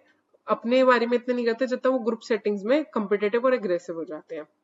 परसीव्ड इनइक्विटी, ये एक सब्जेक्टिव बिलीफ होता है that the ratio of one's input यानी कि एफर्ट, स्किल, टाइम जो है to outcomes, salary recognition is unfair compare to others, ठीक है. यहाँ पे परसीव्ड इनइक्विटी क्या होती है कि मतलब एक सब्जेक्टिव फीलिंग है, बिलीफ है कि हमारा जो रेशियो ऑफ इनपुट था, जितना एफर्ट्स के लिए टाइम हमने दिया है उसके जो आउटकम मिला है हमें, सैलरी या रिकॉग्निशन, वो अनफेयर है औरों से ज्यादा. मतलब हमें इतना नहीं मिला जितना हमें मिलना चाहिए था, जितना हम डिजर्व करते थे, ठीक है. तो ये परसीव्ड इनइक्विटी है. अब कॉन्फ्लिक्ट रेजोल्यूशन स्ट्रेटजीज पढ़ेंगे कि कैसे इन कॉन्फ्लिक्ट्स को रिजॉल्व करा जाए, ठीक है. पहला है subordinated goals. Establish shared goals that can only be achieve through collaboration. कुछ ऐसे गोल्स को शेयर करना, एस्टैब्लिश करना जिससे क्या है वो कोलैबोरेशन में ही अचीव करे जा सके, ठीक है. This alliance group interest and reduces cooperation. Group interest बढ़ेंगे और कंपटीशन रिड्यूस होगा, जैसे कि रॉबर्ट्स केव एक्सपेरिमेंट में पढ़ा गया था जहां ग्रुप जो है वो force to work together to solve a common problem. अब ग्रुप्स के ये मैंने लास्ट चैप्टर में भी डिस्कस करा था इसके बारे में, बट मैंने नाम नहीं लिया था इस एक्सपेरिमेंट का, बट मैंने कहा था कि जब ग्रुप सिचुएशन में क्या होता है, जब लैक ऑफ रिसोर्सेज होता है तो इंटर ग्रुप कॉन्फ्लिक्ट बढ़ता है ना. बट वहीं अगर उन ग्रुप से बोला जाए कि आपको एक साथ में मिलके कोलैबोरेशन में वर्क करना है और एक कॉमन गोल अचीव करना है, तो उनके बीच में क्या होता है, एक हेल्दी कंपटीशन जो है वो डिक्रीज हो जाता है और इंटरेस्ट बढ़ जाते हैं उनके आपस में, और वो अच्छे तरीके से मतलब एक टुगेदरनेस में वो सॉल्व करते हैं उस प्रॉब्लम को, ठीक है. तो उसको एक उसको एक हमने एक्सपेरिमेंट के थ्रू पढ़ा था, ठीक है.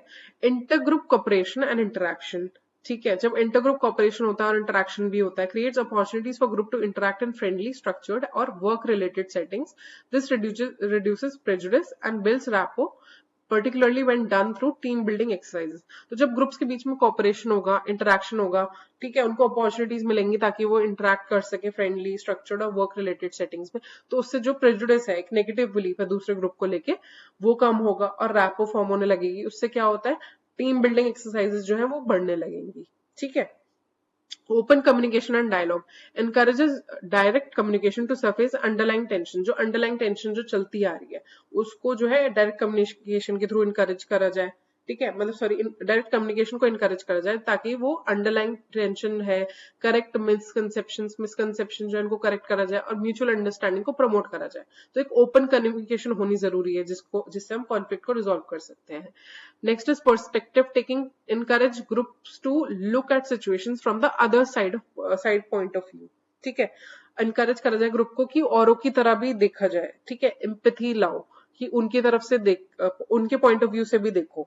which fosters empathy and reduces defensive behavior. defensive behavior reduce होगा और empathy foster होगी इससे.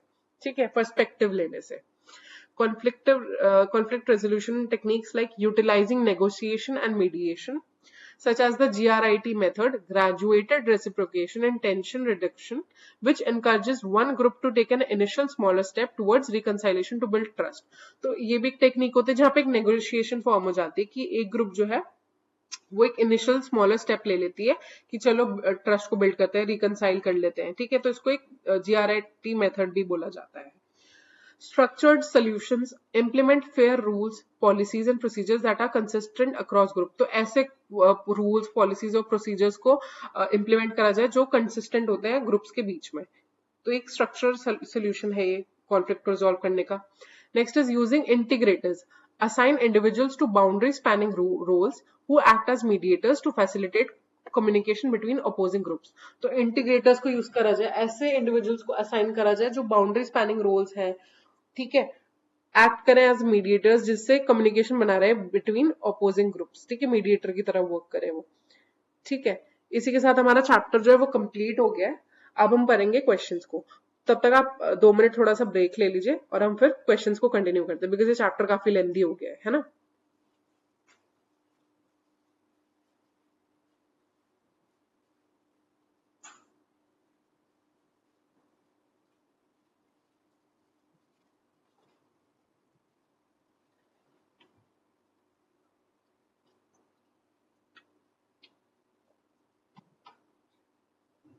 ठीक है, तो let's start with the questions. First question is which situation best reflects a psychological group rather than a mere collection. तो कौन सी सिचुएशन जो है वो अच्छे तरीके से रिफ्लेक्ट करेगी साइकोलॉजिकल ग्रुप को rather than just a mere collection. People waiting at a bus stop, audience watching a movie silently, students preparing together for exams with shared goals, या shoppers in a mall. तो आप लोग मुझे बताओ कि कौन सी सिचुएशन जो है ग्रुप को अच्छे से रिफ्लेक्ट कर रही है rather than just a mere collection. ठीक है, क्वेश्चन नंबर 1 जल्दी से बताइए मुझे कमेंट सेक्शन में. A started team works harder when individuals' contribution are evaluated separately. This reduces. एक startup team है वो work hard कर रही है. ठीक है, क्यों? जब individuals contribution जो है evaluate किया जा रहा है separately, सबका contribution जो है उसको evaluate करा जा रहा है separately, तो जो startup team है वो और hard work कर रही है. तो इससे क्या reduce हो रहा है? Social facilitation, social loafing, group polarisation या डी इंडिविजुएशन. क्या रिड्यूस हो रहा है इससे? तो देखो, इंडिविजुअल इवैल्यूएशन जो है उससे क्या होता है, अकाउंटेबिलिटी बढ़ेगी और लोफिंग कम होगी, है ना. हमने सोशल लोफिंग में पढ़ा था ये सब.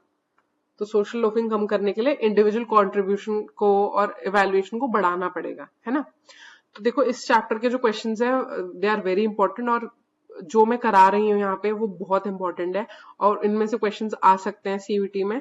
ठीक है, तो ध्यान से आप लोगों को करना है और मेरे साथ मतलब मैच करते रहिए मेरे उसको पेस को. ठीक है. Social loafing is more common in large groups. Individual contribution become less identified in large groups. ठीक है, तो यहाँ पे क्या किया गया है कि सोशल लोफिंग जो है वो लार्जर ग्रुप्स में ज्यादा कॉमन होती है.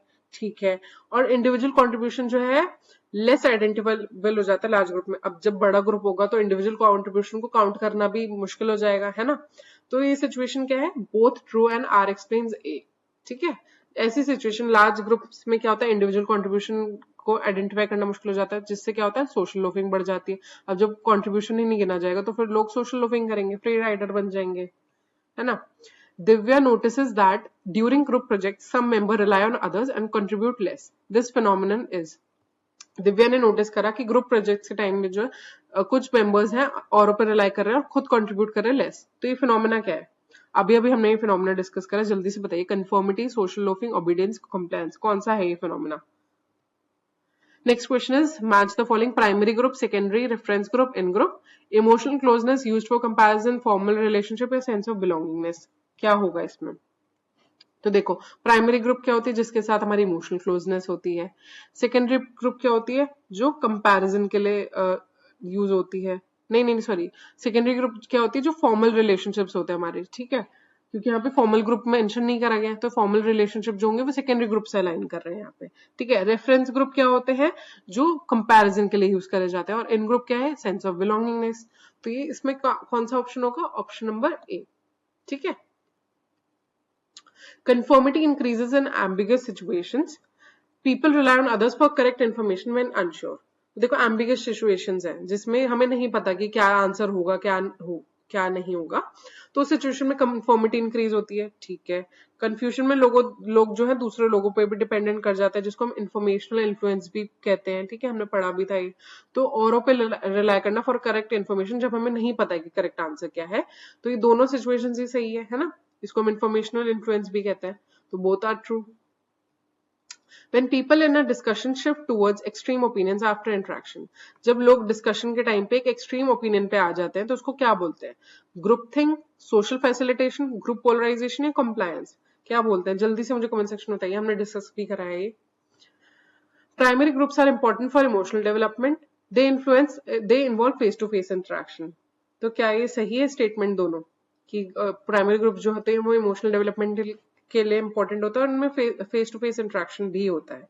जल्दी से बताइए। Question number 8, A political debate group becomes more radical after discussion. एक पॉलिटिकल डिबेट ग्रुप जो है वो बहुत रैडिकल हो गया डिस्कशन के बाद, मतलब कि काफी एक्सट्रीम डिसीजन ले लिया उन्होंने।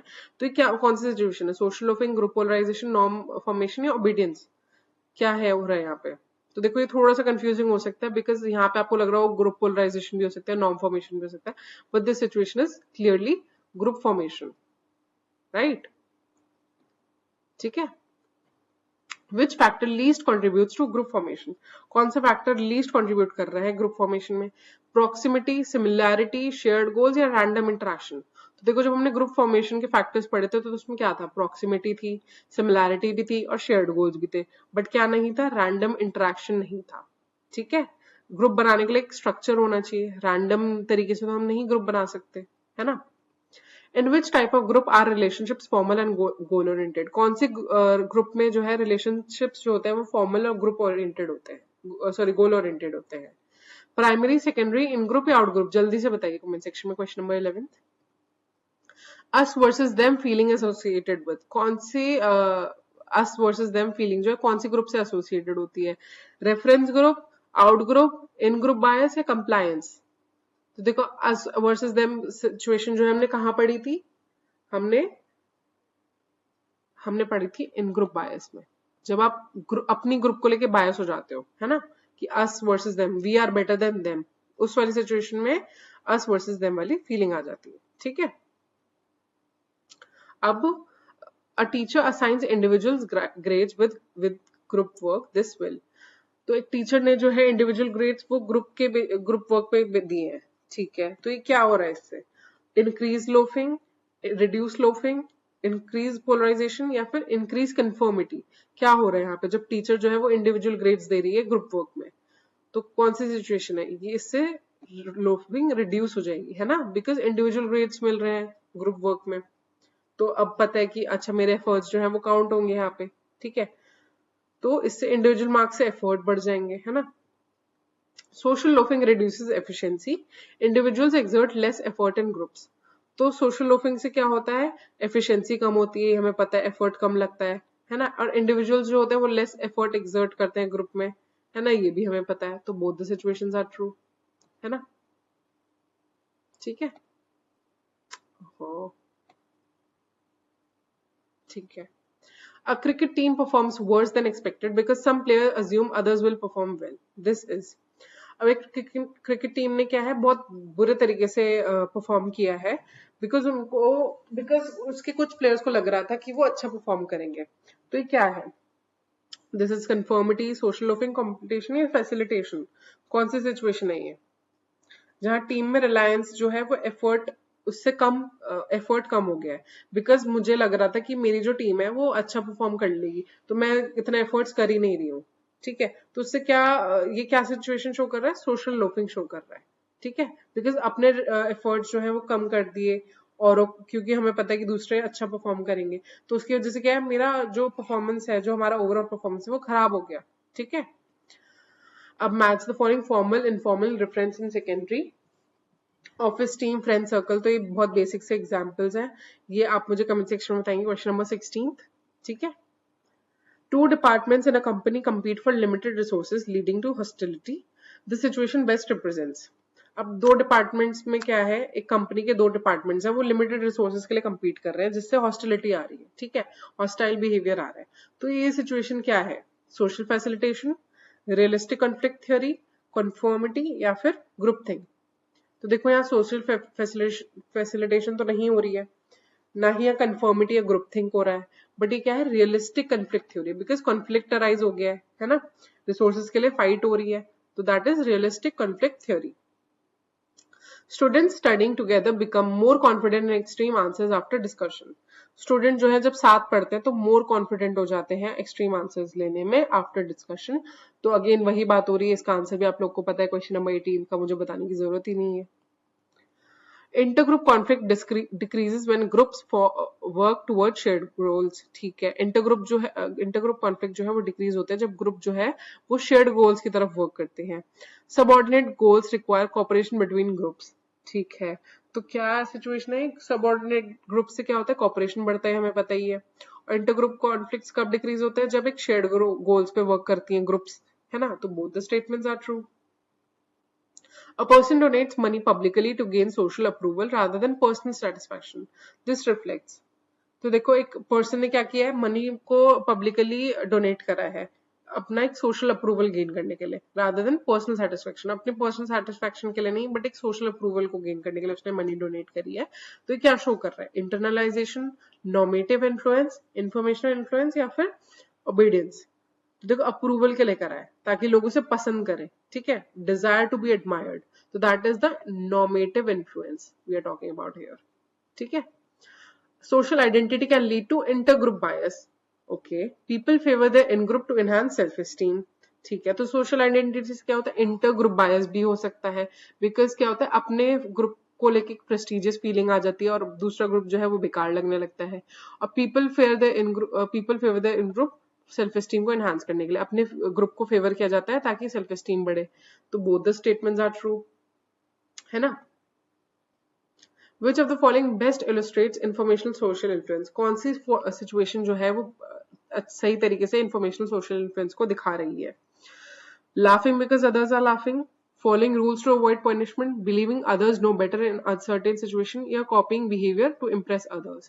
तो देखो informational social influence में क्या था, जब हमें पता ही नहीं है कि आंसर क्या है, we are unsure about the answer, तो इसलिए हम औरों को बिलीव कर रहे हैं, है ना। तो laughing because others are laughing नहीं है, ना ही following rules by avoiding punishment है, बल्कि believing others know better in uncertain situation. जहां हमें पता ही नहीं कि आंसर क्या होगा, तो हमें लगता है कि और जो है उनको ज्यादा बेहतर पता है ना। A student changes her dressing style to match her favorite celebrity group. This is, एक स्टूडेंट ने जो है अपना ड्रेसिंग स्टाइल चेंज करा अपने फेवरेट सेलिब्रिटी ग्रुप से मैच करने के लिए। तो ये क्या है? इंटरनलाइजेशन, आइडेंटिफिकेशन, कंप्लायंस या फिर ओबीडियंस। तो देखो ये टर्म हमने इस चैप्टर में नहीं पढ़ी है, बट मैं फिर भी आपको बता देती हूँ कि आइडेंटिफिकेशन बोलते हैं इस टर्म को हम, जब सेलिब्रिटी को फॉलो करना होता है तो एक आइडेंटिफिकेशन के लिए फॉलो करा जा रहा है। अपना ड्रेसिंग स्टाइल चेंज कर दिया to match the favourite celebrity group, तो सेलिब्रिटी ग्रुप की तरह आइडेंटिफाई करने के लिए खुद को उसने अपना ड्रेसिंग चेंज कर दिया with her favourite celebrity group. ठीक है, outgroup is characterised by, outgroup जो है वो कैरेक्टराइज किससे करी जाती है? Sense of belonging, rivalry, cooperation या फिर इमोशनल क्लोजनेस? तो इसका आंसर तो बहुत ही ऑब्वियस है, राइवलरी है। ठीक है। Which of the following is an example of normative influence? अब हमने पहले तो इन्फॉर्मेशनल इन्फ्लुएंस का बताया था, अब हमें नॉर्मेटिव इन्फ्लुएंस का एग्जाम्पल बताना है। Agreeing because others are right, agreeing to avoid rejection, acting due to authority या फिर acting due to internal belief? क्या होगा इसका आंसर? आप लोग मुझे बताओ, इसका आंसर बहुत ईजी है, क्वेश्चन नंबर 25 का, जल्दी से बताइए मुझे कमेंट सेक्शन में। Social loafing, group polarization, primary and reference group, reduced effort, extreme decisions, emotional bonding and comparison. तो इसका सीधा सीधा आंसर ही है, आप लोग को भी पता है ना? The answer is in the same order. Which factor increases social loafing? कौन सा फैक्टर जो है वो social loafing को increase करता है? Smaller group size, individual accountability, large group size या clear roles? तो देखो, लार्ज ग्रुप साइज जो होता है उसमें अकाउंटेबिलिटी कम हो जाती है तो लोफिंग बढ़ जाती है ना? जब ज्यादा बड़ा ग्रुप रहेगा तो सोशल लोफिंग जो है वो अपने आप इंक्रीज हो जाएगी, पर जब छोटा ग्रुप होता है तो सोशल लोफिंग कम हो जाती है, हमने पढ़ा हुआ है। Group polarisation leads to risky decisions, group discussions amplify initial tendencies. ठीक है, तो डिस्कशन से क्या हो रहा है? ग्रुप पोलराइजेशन में क्या होता है? डिस्कशन से रिस्की डिसीजंस लिए जाते हैं और ग्रुप डिस्कशन जो है इनिशियल टेंडेंसी को एम्पलीफाई करता है। तो both the statements are true. A jury becomes more confident in a harsher punishment after discussion. एक जूरी जो है वो बहुत कॉन्फिडेंट हो गया है एक हार्शर पनिशमेंट से आफ्टर डिस्कशन। तो ये क्या है, कौन सी सिचुएशन है ये? सोशल लोफिंग है, ग्रुप पोलराइजेशन है, कंफर्मिटी है, कंप्लायंस है? कौन सी सिचुएशन है ये? तो देखो, आपको पता है ये इसका आंसर ग्रुप पोलराइजेशन ही होगा, है ना? आपने नोटिस करा बहुत सारे आंसर्स ग्रुप पोलराइजेशन पे ही बेस्ड आ रहे हैं, है ना? ठीक है। Group formation based on similarity is called? जब ग्रुप फॉर्मेशन जो है वो सिमिलैरिटी के बेसिस पे फॉर्म हो रही है तो उसको हम क्या बोलेंगे? प्रॉक्सिमिटी, होमोफिली, इंटरैक्शन या रीइंफोर्समेंट? तो देखो, similarity is similar to homophility ना, सिमिलर लोग अट्रैक्ट होते, that means homophily. Employees reduce effort when rewards are shared equally. This shows. अब एम्प्लॉय ने क्या किया? अपने एफर्ट्स को रिड्यूस कर दिया बिकॉज रिवॉर्ड जो है वो इक्वली शेयर किए जा रहे हैं। तो ये क्या शो कर रहा है? कंफर्मिटी, सोशल लोफिंग, कंप्लायंस या फिर ओबीडियंस? तो this answer is very obvious, आप लोग को पता ही है, जल्दी से बताइए मुझे question number 31। Which of the following reduces social loafing? अब इनमें से क्या जो है वो सोशल लोफिंग को रिड्यूस करता है? लार्जर ग्रुप या फिर एनोनिमिटी, इंडिविजुअल इवैल्यूएशन या फिर डिफ्यूजन ऑफ रिस्पॉन्सिबिलिटी? इनमें से कौन सा सोशल लोफिंग को रिड्यूस करेगा? तो देखो, एनोनिमिटी डिक्रीज करेगी सोशल लोफिंग को। सॉरी ओके सॉरी गलत आंसर बता दिया मैंने। इनमें से कौन सा जो है वो सोशल लोफिंग को रिड्यूस करेगा? बल्कि क्या करेगा? लार्ज ग्रुप तो नहीं होता, लार्ज ग्रुप में तो सोशल लोफिंग बढ़ जाती है ना? क्योंकि जब बड़ा ग्रुप रहेगा तो ऑब्वियसली बहुत सारे लोग करने के लिए है, तो हो सकता है मैं ना परफॉर्म करूं। अनोनिमिटी होगी जब मुझे पता है कि मेरा कंट्रीब्यूशन नहीं शो होगा तो मैं नहीं करूंगी वो टास्क। या फिर डिफ्यूजन ऑफ रिस्पॉन्सिबिलिटी, तब तो नहीं होता ऐसा कुछ भी। बट जब इंडिविजुअल इवैल्यूएशन होती है तब सोशल लोफिंग कम हो जाती है। क्यों? बिकॉज मेरा जो कॉन्ट्रीब्यूशन है वो इवैल्यूएट करा जाएगा, तो obviously I will have to perform the task, है ना? In group promotes unity, members share identity and belongingness? तो देखो, both the statements are true because in group से क्या होता है? यूनिटी बढ़ती है और मेंबर्स जो होते हैं वो आइडेंटिटी और बिलोंगिंगनेस को शेयर करते हैं, है ना? Both the statements are true. A group of fans supporting their team and criticizing others. This is. अब एक ग्रुप ऑफ फैंस है वो अपनी टीम को तो सपोर्ट कर रहे हैं और दूसरी टीम को क्रिटिसाइज कर रहे हैं। ये क्या रिफ्लेक्ट कर रहा है? आउट ग्रुप बायस, इन ग्रुप बायस, कंप्लायंस या सोशल लोफिंग? जल्दी से बताइए क्वेश्चन नंबर 34 का आंसर क्या होगा? Which is an example of secondary group? इनमें से कौन सा सेकेंडरी ग्रुप का एग्जाम्पल है? फैमिली, फ्रेंड्स, ऑफिस कलीग्स या पीयर ग्रुप? बहुत ही इजी क्वेश्चन है, जल्दी से बताइए question number 35। Which phenomenon increases with anonymity? Anonymity से कौन सा phenomenon increase होता है? ये भी आप लोगों को पता है, हमने डिस्कस करा है। Social facilitation, social loafing, conformity या लीडरशिप? कौन सा फिनोमिना इंक्रीज होगा anonymity से? क्वेश्चन नंबर 36, जल्दी बताइए। Students after discussion choosing a riskier project than the one they had initially planned. This is. एक डिस्कशन के बाद क्या है? लोगों ने एक रिस्कियर प्रोजेक्ट को चूज करा है जो पहले प्लान करा था उसको छोड़ के। तो ये क्या सिचुएशन है?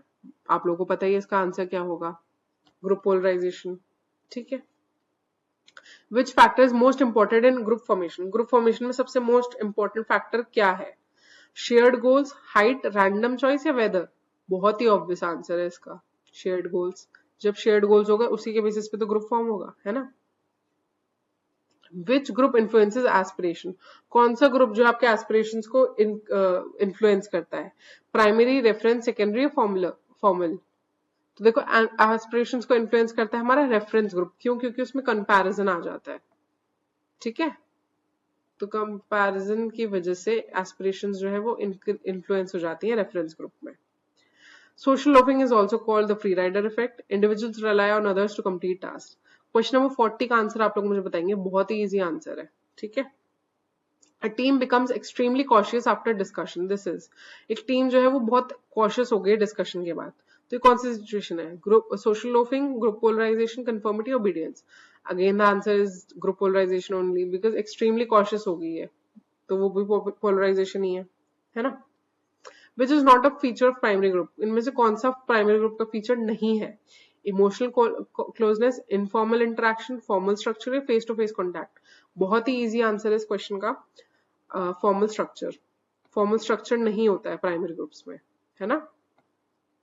इनफॉर्मल इंटरेक्शन रहता है और इमोशनल क्लोजनेस भी होते हैं, फेस टू फेस इंटरेक्शन भी होता है।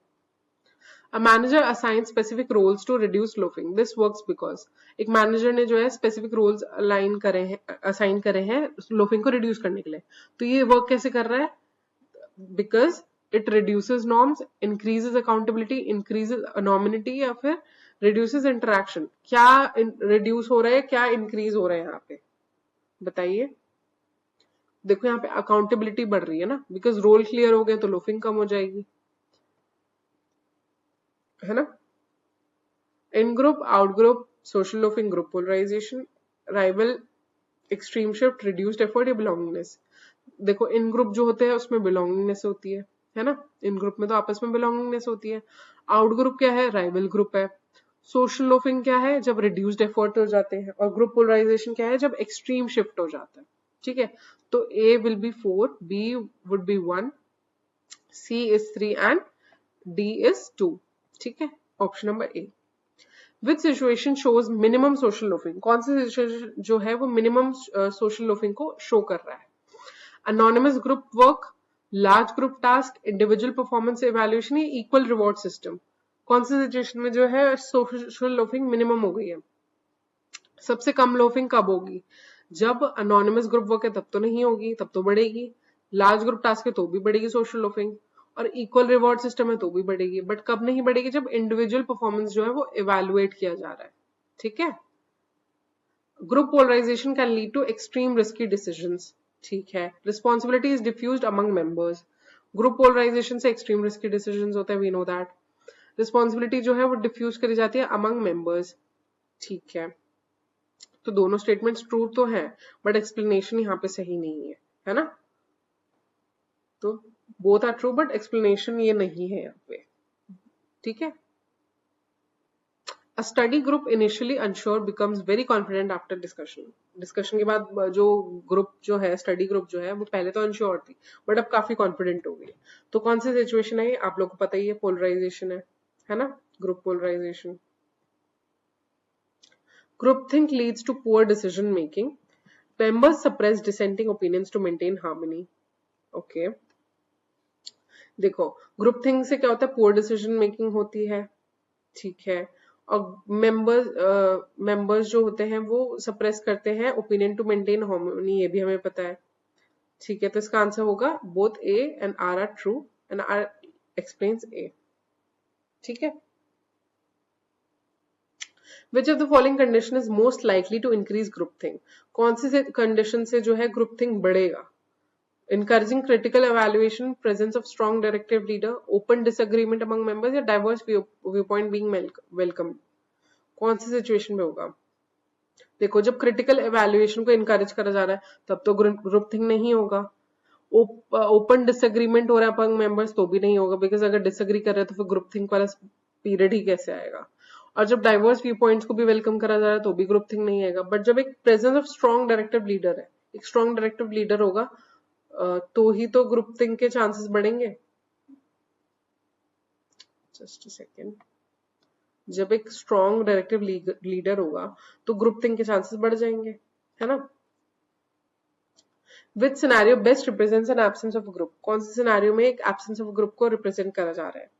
People sharing goals, individuals interacting regularly, members influencing each other, individuals acting independently without interaction. तो देखो जब इंटरैक्शन ही नहीं हो रहा तो ग्रुप कहाँ से रहेगा, है ना।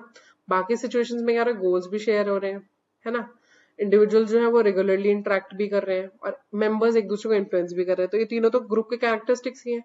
बट कौन सा नहीं है इनमें से, जब इंडिविजुअल्स जो है वो इंडिपेंडेंटली विदाउट इंटरेक्शन परफॉर्म कर रहे हैं, एक्ट कर रहे हैं, ठीक है, इंडिपेंडेंटली एक्ट कर रहे हैं, तो this situation is a absence of a group, ठीक है।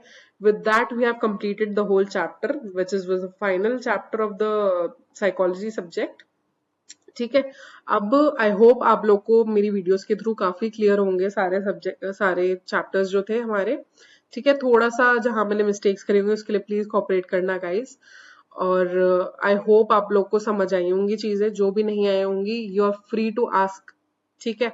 आप जस्ट कमेंट सेक्शंस में लिख दीजिए कि जो जो आपको डाउट्स हैं अभी भी, I make sure to clear those doubts for you, ठीक है। मैं एक बेटर तरीके से समझाने की कोशिश करूंगी, बेटर क्वेश्चंस लाऊंगी आपके लिए ताकि आपको अच्छे से समझ आ जाए और आपके डाउट्स क्लियर हो जाए, ठीक है। आई होप आप लोग की सीयूटी की तैयारी बहुत अच्छी चल रही होगी, बिकॉज ये बहुत क्रूशल स्टेज आपका आ चुका है, एंड अब बस रिवीजन जितना हो सकता है उतना करिए, उतने मॉक सॉल्व करिए, उतने पीवाईक्यू सॉल्व करिए। अब जैसे हमने पूरा जो है सब्जेक्ट को कंप्लीट कर दिया तो अब हम मॉक करेंगे, पीवाईक्यूज करेंगे, ठीक है, जिससे आपकी जो थॉरो रिवीजन हो जाए, ठीक है।